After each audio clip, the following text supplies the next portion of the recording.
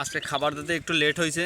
দেখেন এই মুরগির বাচ্চাটা একটু অসুস্থ, মেডিসিন দেওয়া হয়েছে, আর আল্লাহ যদি ওরে রাখে তো রাখবে, আর মারা গেলে তো যাবে, এ নিয়ে কোনো আফসোস নাই। ঠিক আছে, আমি এই মুরগিগুলো নিয়াত করছি যে ব্রয়লার মুরগির ফিট খাওয়ামো একটা 30 দিন 90 দিন ফিট খাওয়ামো 3 মাস, তারপর দেখুন এদের রেজাল্ট কীভাবে কেমন আসে। ঠিক আছে, এখানে 11 পিস বাচ্চা আছে, আল্লাহ যদি চায় 11 পিসই থাকবে। মানে বাচ্চাটা একটু দুর্বল, এখন আল্লাহ যা করে। আচ্ছা, দোয়া করবেন যেন মুরগিগুলো সুস্থ থাকে। আমার খামারের নতুন যাত্রা, এখন পর্যন্ত আমি